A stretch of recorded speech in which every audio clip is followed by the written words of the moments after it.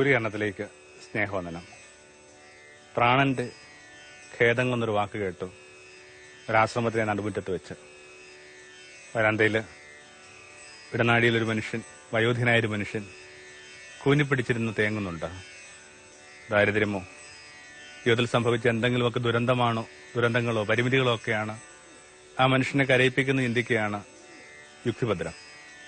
അതുകൊണ്ട് തന്നെ ആശ്രമത്തിന്റെ ആചാര്യനോട് പറഞ്ഞു, എന്തെങ്കിലും ആവശ്യമുണ്ടോ അദ്ദേഹത്തിന്? അപ്പോൾ ആചാര്യൻ പറഞ്ഞു, അത്തരം ആവശ്യങ്ങളിലല്ല, ആ മനുഷ്യന്റെ പ്രാണന്റെ ഖേദമാണ് നമ്മൾ കണ്ടുകൊണ്ടിരിക്കുക. പ്രാണന്റെ ഖേദോ ഏത് വാക്ക് കാര്യമായിട്ട് പരിചയിച്ചിട്ടുള്ള വാക്കല്ല.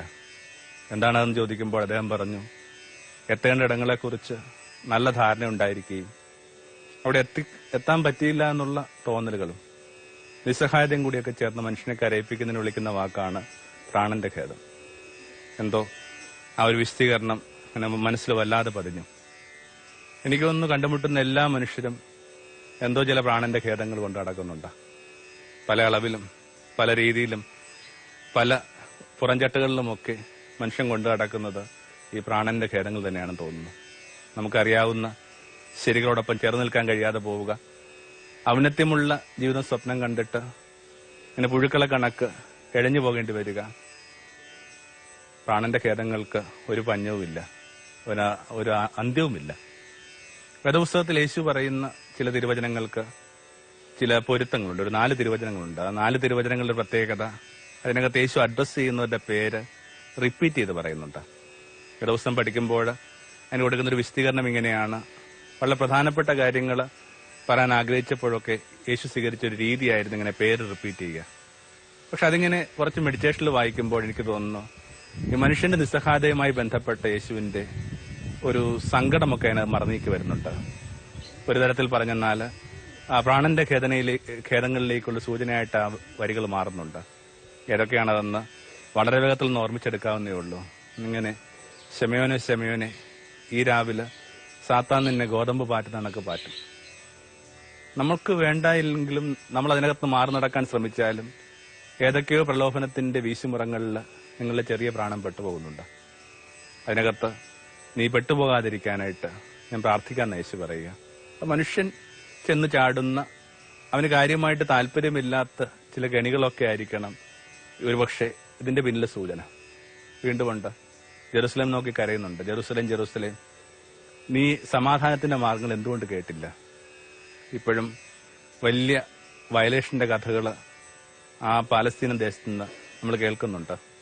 ഗർഭസ്ഥ ശിശുക്കളിലേക്ക് പോലും പാഞ്ഞു പോകുന്ന വെടിയുണ്ടകളുടെ കഥകളൊക്കെ നവമാധ്യമങ്ങളിലൊക്കെ ആ ചിത്രങ്ങളായിട്ട് പ്രത്യക്ഷപ്പെടുന്നുണ്ട്. ഭൂമിയുടെ വലിയൊരു മുറിവിന്റെ പേരാണ് ജെറൂസലേം.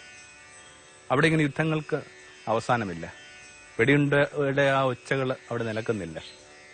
നമുക്ക് കാര്യമായിട്ട് ഒരു യുദ്ധമോ പടയോട്ടങ്ങളോ അഭിമുഖീകരിക്കാത്ത നമുക്കത് പറയുമ്പോൾ അതിന്റെ ഗ്രാവിറ്റി മനസ്സിലാവില്ല.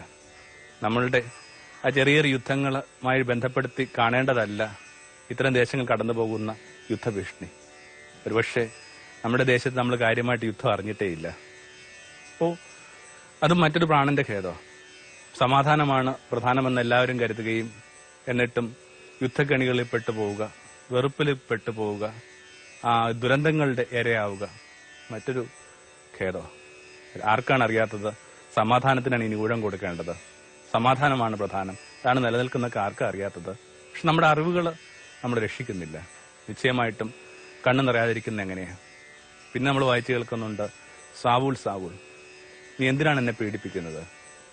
തങ്ങൾ വിശ്വസിക്കുന്ന ശരികൾക്ക് വേണ്ടി, അതിനുവേണ്ടി വലിയ പടയോട്ടങ്ങൾ നടത്തുന്ന മനുഷ്യരെ മറ്റുള്ളവരിൽ വീഴ്ത്തുന്ന വയലേഷൻസ്, അതിൻ്റെയൊക്കെ ഒരു സൂചനയായത്.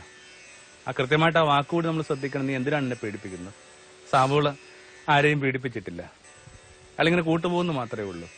എന്തായാലും അതിൽ ക്രിസ്തുവിനെ ഒരിക്കലും പീഡിപ്പിച്ചിട്ടില്ല. ക്രിസ്തുവിനെ ഞാൻ അറിഞ്ഞിട്ട് പോലും ആരെയും പീഡിപ്പിച്ചിട്ടില്ല. എന്നിട്ടും നീ എന്നെ പീഡിപ്പിക്കുന്ന എന്തിനെന്ന് ചോദിക്കുമ്പോൾ അർത്ഥം എന്താണ്? മാനവരാശിയിൽ എവിടെ വീഴുന്ന, അതിന്റെ തോളിൽ എവിടെ വീഴുന്ന ഒരു ചാട്ടവാറും ആത്യന്തികമായിട്ട് എന്റെ മീതെ തന്നെ പതിക്കുക. അപ്പൊ മനുഷ്യൻ ഏർപ്പെടുന്ന ചില രീതികളാണ്. ഏതുതരം പടയോട്ടങ്ങളാവട്ടെ, ആശയത്തിന് വേണ്ടി ആവട്ടെ, താങ്കൾ വിശ്വസിക്കുന്ന മതത്തിന് വേണ്ടി ആയിക്കൊള്ളട്ടെ, ഇതിനൊക്കെ വേണ്ടി മനുഷ്യർ ചെയ്യുന്ന പല കാര്യങ്ങളും അവരറിയാതെ ചെയ്യുന്ന പെടുന്ന കെണികളാണ്. അതുകൊണ്ടൊക്കെയാണല്ലോ യേശു പറയുന്നത്, നിങ്ങളെ പീഡിപ്പിക്കുന്നവര് ദൈവനാമത്തിന് വേണ്ടിയാണ് അത് ചെയ്യുന്ന കരുതുന്ന കാലം വരുന്നു. എന്നാലോചിച്ച് നോക്കുക, മനുഷ്യനെ പീഡിപ്പിക്കുന്നവർ വിചാരിക്കുന്നു അത് ദൈവമഹത്വത്തിന് വേണ്ടിയാണ്. ഓർത്തു കഴിഞ്ഞാൽ ചരിത്രത്തിലുടനീളം ആവർത്തിക്കപ്പെട്ടിട്ടുള്ള, അല്ലെങ്കിൽ ചരിത്രത്തിലുടനീളം മനുഷ്യൻ പെട്ടുപോയിട്ട് വലിയ ചുഴിയാണ് അത്. പിന്നെ നാലാമതായിട്ട് നമ്മൾ കേൾക്കുന്നത് മാർത്ത മാർത്ത എന്ന് പറയുന്ന ഒരു വിളിയാണ്. മാർത്ത മാർത്ത എന്ന് പറയുമ്പോൾ ഓരോരുത്തരും അവരവരുടെ പേര് വെച്ചിട്ട് അത് പതുക്കെ ഇങ്ങനെ കണ്ണുപൂട്ടി കേൾക്കണം. എന്താണത് അതിലേശു പറയാൻ ശ്രമിക്കുന്നത്? ഒത്തിരി കാര്യങ്ങളെക്കുറിച്ച് നിങ്ങൾ ആകുലപ്പെടുന്നു, വ്യഗ്രഹിതരാകുന്നു. ഒരേ ഒരു കാര്യം മാത്രം മതി. ആ ജീവന്റെ നല്ല ഭാഗം എന്തുകൊണ്ടാണ് നമ്മൾ കാണാതെ പോവുക? യേശുവുമായി ബന്ധപ്പെട്ടും ഒത്തിരി യേശുബോധനത്തിന്റെ ഒക്കെ ഭാഗ്യം ലഭിച്ചിട്ടും ഇതുമാത്രം ചെറിയ കാര്യങ്ങളിലാണ് നമ്മുടെ പ്രാണൻ വലിഞ്ഞു മുറുകി പോവുക. ഇതുമാത്രം നിസ്സഹായരായിട്ടാണ് നമ്മൾ നിൽക്കുക.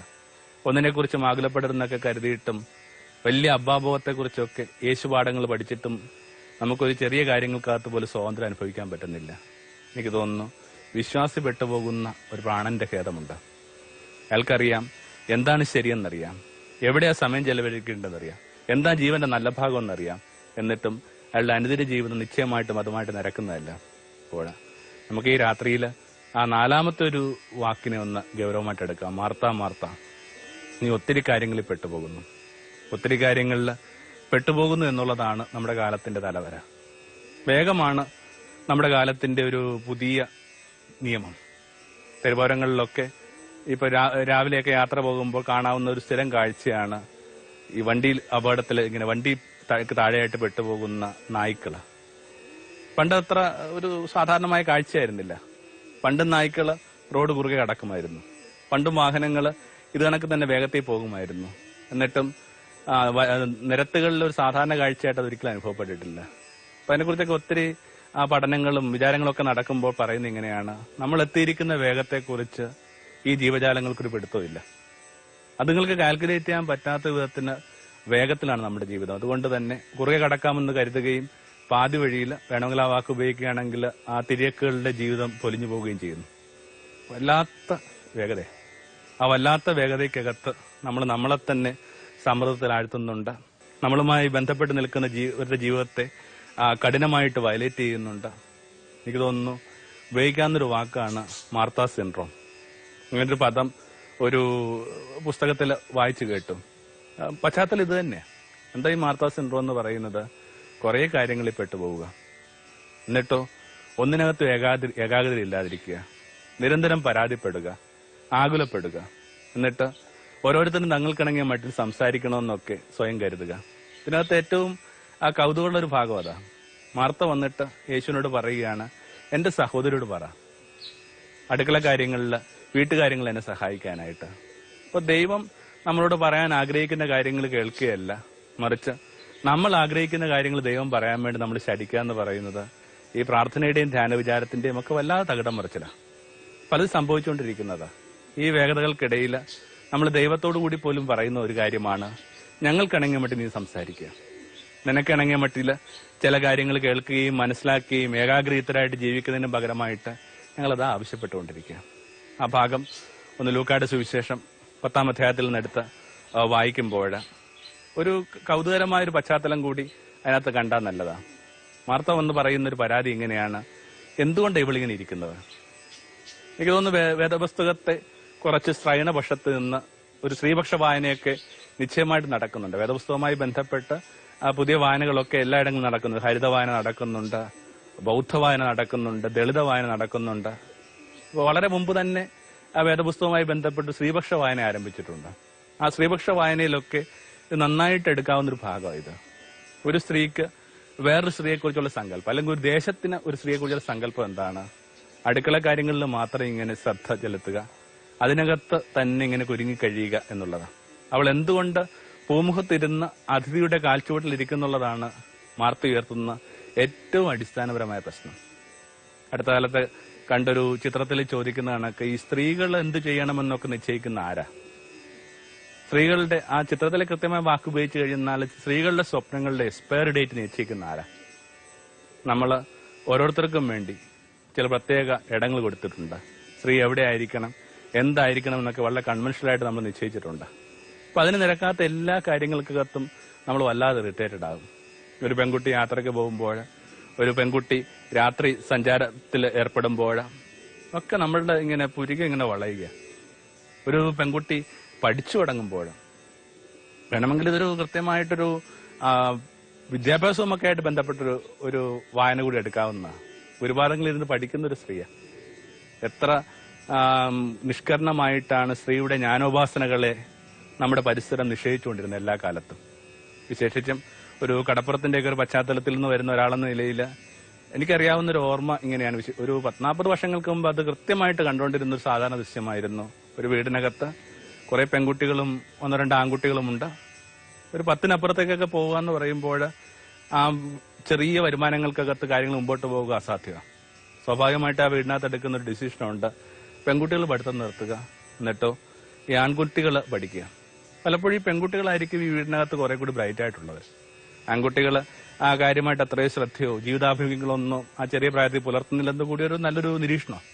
എന്നിട്ടോ ഈ പെൺകുട്ടികൾ ഈ പറയുന്ന ആംഗ്ലമാർക്ക് വേണ്ടി കശുവണ്ടി തല്ലിയും ചകിരി പിരിച്ചും ഒക്കെ ഇങ്ങനെ അവരെ പഠിപ്പിക്കുന്നു. അവരുടെ ആ ജ്ഞാനവുമായി ബന്ധപ്പെട്ട തൃഷ്ണകൾ ചെറിയ ചെറിയ മാഗസിനൊക്കെ വായിച്ച്, കുറച്ച് ലൈറ്റായിട്ടുള്ള പോപ്പുലർ എന്ന് വിശേഷിപ്പിക്കാവുന്ന മാഗസിൻസ് എല്ലാ കാലങ്ങളിലും ഉണ്ട്.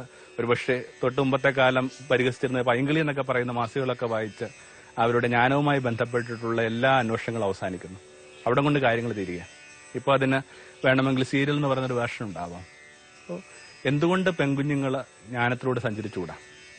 വേദപുസ്തകം പരിചയപ്പെടുത്തുന്ന വലിയൊരു ജ്ഞാനാനുഷ്യായ സ്ത്രീയെ കൂടി ഈ പശ്ചാത്തലത്തിൽ കണ്ടാൽ നല്ലതാണ്. ഷേബാല രാജ്ഞി. യേശു അവളെ വല്ലാതെ അക്ലെയിം ചെയ്യുന്നുണ്ട്. യേശു അവളെ കുറിച്ച് പറയുന്ന ഇങ്ങനെയാണ്: ശലോമോൻ എന്ന് പറയുന്ന ഒരാൾക്ക് ജ്ഞാനത്തിന്റെ ഒരു പൊൻതരി ഉണ്ടെന്ന് മനസ്സിലാക്കി കഴിഞ്ഞപ്പോൾ അപകടകരമായ യാത്ര നടത്തി അയാളിലേക്ക് സഞ്ചരിച്ച സ്ത്രീയാണ് ഷേബാല രാജ്ഞി. അവര് നമ്മൾ വിധിക്കുന്ന പറയുന്നത്. എനിക്ക് തോന്നുന്നു പെൺകുട്ടികളും സ്ത്രീകളും ഒക്കെ ഗൗരവമായിട്ട് ഈ ഷേബാല രാജ്ഞി എടുക്കുന്നത് നല്ലതാണ്. കുറെ കൂടി ആ ജ്ഞാനത്തിലേക്ക് കൂടി സഞ്ചരിക്കും. ജ്ഞാനത്തിലൂടെ തങ്ങളുടെ ജ്ഞാനപാത്രങ്ങളെ മുമ്പോട്ട് കൊണ്ടുപോകാൻ പറ്റുന്ന ഒരു പ്രകാശം അവർക്കുണ്ടാവട്ടെ. ആരെങ്കിലുമൊക്കെ വന്നിട്ട് ശകാരിച്ചെന്നിരിക്കും, നിങ്ങൾ ഇവിടെയാണോ ഇരിക്കേണ്ടത്? നിങ്ങളുടെ ഇടം അടുക്കളയല്ല. അടുക്കളയിൽ ഇരുന്നാലും എവിടെ ആയാലും ആ അടിസ്ഥാനപരമായ മനുഷ്യന്റെ ജ്ഞാനാഭിമുഖ്യങ്ങൾക്ക് ഒരു പരിക്കും സംഭവിച്ചിട്ടില്ല, ഒരു ഇടിവും സംഭവിച്ചില്ലെന്ന് തെളിയിക്കാനായിട്ട് നിങ്ങളുടെ ജീവിതത്തിന് ബലമുണ്ടാവട്ടെ. അപ്പോൾ വരുന്ന പ്രശ്നം 2 കാര്യങ്ങളാണ്. ഒന്നിങ്ങനെ മാർത്ത എന്ന് പറയുന്ന നമ്മുടെ ജീവിതം, തിരക്ക് പിടിച്ച ജീവിതം, ആകുലപ്പെടുന്ന ജീവിതം, പരാതിപ്പെടുന്ന ജീവിതം, എണ്ണി പറയുന്ന ജീവിതം, അതൊക്കെ ഇങ്ങനെ വലിയൊരു സ്നേഹശൂന്യത അടയാളമാണ്. കൃത്യമായിട്ട് മാർത്ത മനുഷ്യർ ചെയ്യേണ്ടതുണ്ട്, മനുഷ്യർ ഓരോ കാര്യങ്ങൾ ചെയ്യേണ്ടതുണ്ട്. പക്ഷെ ഈ ചെയ്യേണ്ട കാര്യങ്ങൾ എന്തിനാ ഇത്ര എണ്ണി പറയുന്നത്? വളരെ കാലമായിട്ട് ഇങ്ങനെ നാട്ടിൻപുറങ്ങളിലൊക്കെ ഒരു കേൾക്കുന്ന ഒരു വാക്കുണ്ട്, മാതാപിതാക്കന്മാരെ വിശേഷ അമ്മമാരൊക്കെ എന്തെങ്കിലുമൊക്കെ ഒരു ശകാരത്തിനായിട്ട് ഉപയോഗിച്ചിരുന്ന വാക്ക് ഇങ്ങനെയാണ്: നിന്നെ ഞാൻ 9 മാസം കൊണ്ടു നടന്ന് പെറ്റതാ. ഇത് ഇങ്ങനെ ഭൂമിയിലുള്ള എല്ലാ ജീവജാലങ്ങളും അതിന്റെ ആ കുഞ്ഞുങ്ങൾക്ക് ജന്മം കൊടുക്കുന്നത് ഇങ്ങനെ ചില അസ്വസ്ഥതകളിൽ കടന്നുപോയിക്കൊണ്ട. അവിടം തൊട്ട് ഇങ്ങനെ നമ്മൾ പറയുന്ന കണക്കുകളാണ്. നിന്നെ 9 മാസം ചുമന്നുകൊണ്ട് നടന്നു. ഇത്രയും കണക്ക് പറച്ചിലൊക്കെ ഗാർഹിക പരിസരങ്ങളിൽ ഉണ്ടാകുന്നത് ഈ സ്നേഹക്കുറവുണ്ട്. സ്നേഹത്തിൽ മനുഷ്യൻ ചെയ്യുന്ന ഒരു കാര്യങ്ങൾക്കകത്ത് മനുഷ്യൻ കണക്ക് സൂക്ഷിക്കാറില്ല. അന്തിമ വിധിയിൽ നിങ്ങൾ കണ്ടിട്ടില്ലേ, വലതുഭാഗത്ത് നിൽക്കുന്നവരോട് അവൻ പറയുകയാണ്: എനിക്ക് വിശന്നു, എനിക്ക് ദാഹിച്ചു, ഞാൻ പരദേശിയായിരുന്നു, ഞാൻ തടവിലായിരുന്നു, ഞാൻ രോഗിയായിരുന്നു, ഞാൻ നഗ്നനായിരുന്നു. നിങ്ങൾ സൃഷ്ടിപരമായിട്ട് ഇടപെട്ടു. അപ്പോൾ ഈ വലതുഭാഗത്ത് നിൽക്കുന്നവർ പറയുന്ന വാക്കാണ് നമ്മൾ നന്നായിട്ട് ചങ്കോട് ചേർത്ത് പിടിക്കേണ്ടത്. അവർ പറഞ്ഞ വാക്ക് ഇങ്ങനെയാണ്: എപ്പോഴാണ് ഞങ്ങൾ അങ്ങനെ ചെയ്തത്? എപ്പോഴാണ് ഞങ്ങൾ വിശക്കുമ്പോൾ നിനക്ക് ഭക്ഷണം നൽകിയതും നഗ്നനായിരുന്നപ്പോൾ നിങ്ങൾ ഉടുപ്പിച്ചതും ഒക്കെ? അപ്പൊ അത്രയും മറന്നു പോകേണ്ട കാര്യങ്ങളാണ് ജീവിതത്തിൽ ചെയ്യേണ്ട സൽക്കർമ്മങ്ങൾ. നമ്മളാവട്ടെ ചെയ്ത ഓരോ കാര്യങ്ങൾക്കും കണക്ക് പറഞ്ഞുകൊണ്ടിരിക്കുക. ഇത്രയും കണക്ക് നമ്മുടെ ഗാർഹിക പരിസരങ്ങൾ ഉണ്ടാകുന്നു എന്നുള്ളത് തന്നെ വലിയ സങ്കടമുള്ള കാര്യമാണ്. ഞാൻ ഓർക്കുന്നുണ്ട്, ഒരു അച്ഛനും ഒരു മകളും തമ്മിൽ വലിയ അകൽച്ച ഉണ്ടാകാനായിട്ടൊരു കാരണം, അവൾ വിചാരിച്ചിരുന്നു അവളുടെ വീടിനകത്ത് ഇങ്ങനെ അച്ഛൻ അവൾക്ക് വേണ്ടിയാണ് ജീവിച്ചത്, കാര്യങ്ങൾ അങ്ങനെ തന്നെ. പക്ഷെ എന്തോ ഒരു സങ്കടത്തിന്റെ നിമിഷത്തിൽ അച്ഛൻ പറയുകയാണ്: നിനക്കൊക്കെ വേണ്ടി ഞാൻ എന്തുമാത്രം കാര്യങ്ങളാണ് വേണ്ടെന്ന് വെച്ചത്, എന്തുമാത്രം കാര്യങ്ങളാണ് ഇൻവെസ്റ്റ് ചെയ്തത്. പെട്ടെന്ന് ആ ഒരു കണക്ക് പറച്ചിലെന്ന് പറയുന്നൊരു സംഭവത്തിലേക്ക് തന്റെ അച്ഛനും വഴുതി പോകുന്ന കണ്ടു കഴിഞ്ഞപ്പോൾ അവളുടെ ഉള്ളിലുണ്ടായ ഒരു പരുക്ക് വർഷങ്ങൾ കഴിഞ്ഞിട്ട് അവൾ സൂക്ഷിക്കുന്നുണ്ട്. മനുഷ്യൻ എവിടെ കണക്ക് പറയുമ്പോഴും അതിന് ഭംഗിയില്ല. പറഞ്ഞു വരുന്നത് ഈ മാർത്ത എന്ന് പറയുന്നത്, മാർത്ത മാത്രമല്ല വേദപുസ്തകത്തിലെ ഒരു കഥാപാത്രവും നമുക്ക് പുറത്തുള്ള കഥാപാത്രങ്ങളല്ല, മറിച്ച് നമ്മുടെ തന്നെ സാധ്യതയാണ്. അങ്ങനെയെങ്കിൽ എനിക്ക് തോന്നുന്നു നമ്മുടെ കാലത്തിന്റെ ഈ വേഗത്തിനും നമ്മുടെ ഈ കാലത്തിന്റെ ഏകാഗ്രത ഇല്ലായ്മയ്ക്കും നമ്മുടെ കാലത്തിന്റെ ഈ പരാതി പറച്ചിലിനുമൊക്കെ ഉള്ള ഏറ്റവും നല്ല സൂചന കൃത്യമായിട്ട് മാർത്ത തന്നെ. അപ്പൊ അങ്ങനെയെങ്കിൽ ആ വാക്ക് നീതീകരിക്കപ്പെടുന്ന മാർത്ത സിൻഡ്രോമിന്റെ പരിഹാരം എന്താണ്? അത് മേരിയാ. എന്താണ് ഈ മേരി? മേരി കരുണയുടെയും ഉപവാസത്തിന്റെയും ഏകാഗ്രതയുടെയും സൂചനയാണ്. നമ്മൾ ആരും കാക്ഷിക്കേണ്ട, കിനാവ് കാണേണ്ട ഒരു പദത്തിന്റെ പേരാണ് മേരി. കാരണം യേശു അവൾക്ക് സാക്ഷ്യം കൊടുത്തു. അവൾ ജീവന്റെ നല്ല ഭാഗം തിരഞ്ഞെടുത്തിരിക്കുന്ന പറയുന്നു. നമ്മളാവട്ടെ ഏറ്റവും ചെറുതും നിസ്സാരമായ കാര്യങ്ങളിൽ പെട്ടുപോയി ആരംഭത്തിൽ പറയുന്ന കണക്ക് ഇങ്ങനെ ജീവന്റെ ഖേദത്തിൽപ്പെട്ട് ഉഴലുകയാണ്. കരുണയുടേതാന്ന് പറയാൻ കാരണം എന്താണ്? യേശുവിന്റെ മരണത്തിന് ഏതാനും ദിവസങ്ങൾക്ക് മുമ്പാണ് യേശു ഈ ഭവനത്തിൽ വരുന്നത്. ഇങ്ങനെ മരണത്തെ അഭിമുഖിച്ചുകൊണ്ടിരിക്കുന്ന മനുഷ്യൻ, അയാൾക്കിപ്പോൾ ആവശ്യം കൂടെ ഇരിക്കാൻ ഒരാളെ. പലപ്പോഴും നമ്മളുടെ ആ കരുണയെക്കുറിച്ച്, നമ്മുടെ എമ്പതിയെക്കുറിച്ചൊക്കെ നമുക്ക് ഒത്തിരി തെറ്റിദ്ധാരണയാണ്. നമ്മൾ നമുക്കിണങ്ങിയ മട്ടിൽ ചില കാര്യങ്ങൾ മനുഷ്യർക്ക് കൊടുക്കുന്നതിനെ കുറിച്ച് മാത്രമേ ചിന്തിക്കുന്നുള്ളൂ. ഡിമല്ല പറയുന്ന ഒരു കഥ കണക്കാ. ഒരു മീൻ ഇങ്ങനെ ജലത്തിന് മുകളിൽ കിടന്ന് തുള്ളുന്ന കണ്ടപ്പോൾ മരത്തിന് മുകളിൽ ഇരിക്കുന്ന ഒരു കുരങ്ങ് വിചാരിക്കുന്നതിന് ശ്വാസം മുട്ടിയിട്ട് അതിങ്ങനെ ചാടിക്കൊണ്ടിരിക്കുകയാണ്. കാരണം അങ്ങനെ കുരങ്ങ് ചിന്തിക്കാൻ പറ്റത്തുള്ളൂ. എന്നിട്ട് ഇതിനെ പിടിച്ച് കൃത്യമായിട്ട് മരച്ചില്ലയിൽ കൊണ്ടുവന്നിട്ട് ആവശ്യത്തിന് ശ്വാസം കൊടുത്ത് അതിന്റെ കാര്യം പൂർത്തിയാക്കുന്ന പരിപാടിയെക്കുറിച്ച് ഡിമല്ല പറയുന്നുണ്ട്. എന്നിട്ട് പറയുന്നുണ്ട്, മീനിന്റെ ഒരു കുരങ്ങിന്റെ സാൽവേഷൻ എന്ന് പറയുന്ന മീനിന്റെ ദുരന്തം. ഓരോരുത്തർക്കും നല്ലതെന്ന് തോന്നുന്ന കാര്യങ്ങൾ ബാക്കിയുള്ളവർക്ക് ഗുണം ചെയ്യത്തില്ല. ചിലപ്പോഴെങ്കിലും നമ്മൾ നമുക്കിണങ്ങിയ മട്ടിൽ കാര്യങ്ങൾ കണ്ടുകൊണ്ടിരിക്കുക. ഇവിടെ ഒരു സ്ത്രീ അവനിണങ്ങിയ മട്ടിൽ കാര്യങ്ങൾ കാണാൻ ശ്രമിക്കുകയാണ്. കമ്പാഷൻ എന്ന് പറയുന്നത് തന്നെ ആ ഒരു ഫീലിംഗ് ടുഗദർ എന്നുള്ള ഓരോരുത്തരും കടന്നു പോകുന്ന വ്യഥകളിലേക്കുള്ള എൻട്രിയാണ്. അങ്ങനെയെങ്കിൽ മേരി പഠിപ്പിക്കുന്ന ഒന്നാമത്തെ പാഠം കരുണയാണ്. ഓരോരുത്തർക്കും ആവശ്യമുള്ളത് എന്താണെന്ന് അന്വേഷിക്കുക. ഒരു വീടിനകത്തൊക്കെ കുറച്ച് അതിഥികൾ വരുമ്പോൾ നമ്മൾ ചെയ്യുന്ന കണക്ക് ഓരോരുത്തർക്ക് ആവശ്യം എന്താ, അത് ഓരോരുത്തർക്ക് ഇഷ്ടങ്ങളുണ്ട്. ആ ഇഷ്ടങ്ങൾ മനസ്സിലാക്കുന്നതിനകത്താണ് ആ വീടിന്റെ ആ ഭംഗി കിടക്കുന്നത്. രണ്ടാമതായിട്ട് ഈ സ്ത്രീ ഏകാഗ്രതയുടെ പ്രതീകമാണ്. വെറുതെ ഇങ്ങനെ ചില കാര്യങ്ങളെ കുറെ കൂടി കോൺസെൻട്രേറ്റ് ആക്കിയാൽ നല്ലതാ. നമ്മുടെ ജീവിതം എന്നൊക്കെ പറയുന്നത് ഒത്തിരി ഡിസിപ്പേറ്റഡ് ആണ്, ഒത്തിരി വികേന്ദ്രീകരിക്കപ്പെടുന്നു. സിനിമയുമൊക്കെ ആയിട്ട് ബന്ധപ്പെട്ട ഒരു സങ്കല്പം ഉപയോഗിക്കുകയാണെങ്കിൽ ഒരു സിനിമ കണ്ടുകൊണ്ടിരിക്കുമ്പോൾ നിങ്ങൾക്ക് അറിയാൻ പറ്റും, അതിന്റെ ഇന്റർവെല്ലിന് മുമ്പ് മാത്രമാണ് ഈ പാട്ടും നൃത്തവും ഫലിതരംഗങ്ങളും തമാശയൊക്കെ ഉള്ളത്. ഇടവേളയ്ക്ക് ശേഷം തീർച്ചയായിട്ടും കാര്യങ്ങൾ ഒന്നുകൂടി ഇങ്ങനെ ഏകാഗ്രമാകും. അതിനുശേഷവും സംഘഗാനവും സംഘനൃത്തവും ഫലിതവും ഒക്കെ ആയിട്ട് കാര്യങ്ങൾ മുമ്പോട്ട് പോയി കഴിഞ്ഞാൽ ആ പടം ഇങ്ങനെ 4 നില പൊട്ടിപ്പോകും. ചെറിയ മക്കള് ഇങ്ങനെ വീഡിയൊക്കെ വലിച്ചുകൊണ്ട് പറയും, മുടിഞ്ഞ ലാഗാ. പലരുടെയും ജീവിതം ഇങ്ങനെ ലാഗ് ചെയ്തുകൊണ്ടിരിക്കുക. ഞാൻ വിചാരിക്കുന്നു എന്നെ കേട്ടുകൊണ്ടിരിക്കുന്നവരിൽ മിക്കവാറും പേര് ഇങ്ങനെ ജീവിതത്തിന്റെ ഇടവേള കഴിഞ്ഞ മനുഷ്യരാണ്. ഒരു 30 കഴിഞ്ഞ എല്ലാവർക്കും അത് സങ്കല്പിക്കാവുന്നേ ഉള്ളൂ, ഇടവേള കഴിഞ്ഞ മനുഷ്യരാണ്. ഇനി നമുക്കിങ്ങനെ ഒത്തിരി കാര്യങ്ങൾ കൊണ്ടുനടക്കാനായിട്ടുള്ള സമയമില്ല, സാവകാശമില്ല. അതുകൊണ്ട് ജീവിതം കുറെ കൂടി ഏകാഗ്രമാവട്ടെ. അവസാനമായിട്ട് ഉപവസിക്കുക. ഉപവാസം എന്നൊക്കെ പറയുന്നത് ഇന്ന് ഭക്ഷണം കഴിക്കാത്തതിന് മാത്രം നമ്മൾ ഉപയോഗിക്കുന്ന വാക്കാണ് ഉപവസിക്കുക എന്ന് പറയുന്നത്. ആ വാക്ക് ആ ഭാരതീയമായ ഒരു പദമാണ്. ആ വാക്കിന്റെ എറ്റിമോളജി പരിശോധിക്കുമ്പോൾ നമുക്ക് മനസ്സിലാകും ഉപവസിക്കുക എന്നുള്ള, ഇങ്ങനെ കൂടെ വസിക്കുക, കൂടെ ഇരിക്കുക എന്നുള്ള. വിശേഷിച്ചും ഭാരതീയ പാരമ്പര്യങ്ങളിൽ എപ്പോഴും ഗുരുക്കന്മാരിരിക്കുമ്പോൾ അവരുടെ കാൽപാദങ്ങളിലായിരുന്നു ശിഷ്യന്മാരിരുന്നുകൊണ്ടിരുന്നത്. ഈ കാൽപാദങ്ങൾ ഇരിക്കുന്ന പ്രക്രിയയാണ് എന്ത്? ഉപവാസം. ഈ വല്ലാതെ അലഞ്ഞുകൊണ്ടിരിക്കുന്ന, വല്ലാതെ ആകുലയുക്തയായിക്കൊണ്ടിരിക്കുന്ന, വ്യഗ്രയുക്തയായിരിക്കുന്ന മാർത്തയ്ക്ക് ഒരു പരിഹാരമേ ഉള്ളൂ, ഒരേ ഒരു മരുന്നേ ഉള്ളൂ. അത് മേരിയാ. ആ മേരി നിങ്ങളോട് മന്ത്രിക്കാൻ പോകുന്നത് കരുണയുടെയും ഏകാഗ്രതയുടെയും ഉപവാസത്തിന്റെയും പാഠം. എന്നിട്ടോ യേശു ഇങ്ങനെയാണ് അവസാനിപ്പിക്കുന്നത്, ആ നല്ല ഭാഗം അവളിൽ നിന്ന് ഒരിക്കലും എടുത്തു മാറ്റപ്പെടില്ല. ഇങ്ങനെയൊക്കെ ചില കാര്യങ്ങളിലേക്ക് പ്രവേശിച്ചു കഴിഞ്ഞാൽ ഈ നമ്മൾ ഈ പുണ്യാവന്മാരുടെ ചരിത്രത്തിലൊക്കെ വായിക്കുന്നത്, വിശേഷിച്ച് വിപ്രാസമ്മയുടെ ചരിത്രത്തിലൊക്കെ വായിക്കുന്ന കണക്ക് ഒരു നല്ല ഭക്ഷൻ ഞാൻ കൂടെ കൊണ്ട് നടക്കുന്നുണ്ട്. എന്തിൽ ഞാൻ വ്യാപൃതയായിരിക്കുമ്പോഴും ആ നല്ല ഭക്ഷനെ തിരികെ വിളിക്കുക. എന്തിൽ വ്യാപൃതയാകുമ്പോഴും എന്തിൽ പെട്ടുപോകുമ്പോഴും ആ നല്ല ഭക്ഷം നിങ്ങളെ തിരികെ വിളിക്കും. കാരണം യേശു പറഞ്ഞിട്ടുണ്ട്, ആ നല്ല അംശം അവളിൽ നിന്ന് ഒരിക്കലും എടുത്തു മാറ്റപ്പെടില്ല.